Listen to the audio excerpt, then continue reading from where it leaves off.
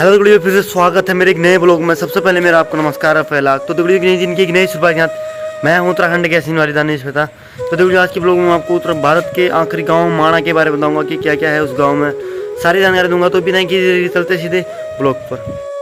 तो गुड़िया आज हम बात करने वाले हैं भारत के आखिरी गाँव के बारे में। जैसा कि गुड़िया उत्तराखंड के चमोली ज़िले में जब आप बद्रीनाथ से भी 3 किलोमीटर की ऊंचाई पर जाएंगे तो आपको एक गांव मिलेगा।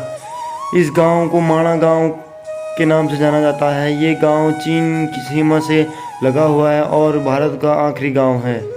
माणा गांव हिमालय की खूबसूरत पहाड़ियों से घिरा हुआ है और समुद्र तल से 19,000 फीट की ऊंचाई पर बसा हुआ है। भारत और तिब्बत की सीमा से लगे इस गांव में रंडपा जाति के लोग रहते हैं। यहाँ पर करीब 60 मकान हैं जो लकड़ी से बने हुए हैं।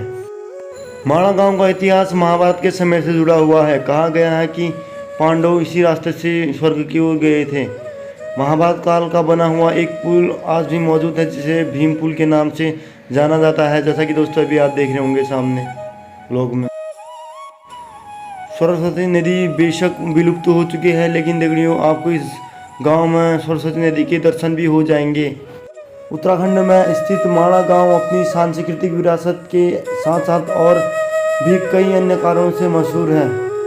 कहते हैं कि इस गांव का नाम मणिभद्र देव के नाम पर माणा पड़ा था। पौराणिक मान्यताओं के अनुसार यह भारत का एकमात्र ऐसा गांव है जो धरती पर मौजूद 4 धामों में से भी दोस्तों पवित्र माना जाता है और इस गांव को साप मुक्त और दोस्तों पाप मुक्त भी माना जाता है। इस गांव में व्यास गुफा भी है जिसके बारे में मान्यता है कि यहाँ महर्षि वेद व्यास रहा करते थे। यहीं पर उन्होंने कई वेद और पुराणों की रचना की थी। व्यास गुफा की ऊपरी संरचना को देखकर ऐसा लगता है कि जैसे ग्रंथ कई पन्नों को एक के ऊपर एक रखा गया है। इसी वजह से इसे व्यास पोथी भी कहा जाता है।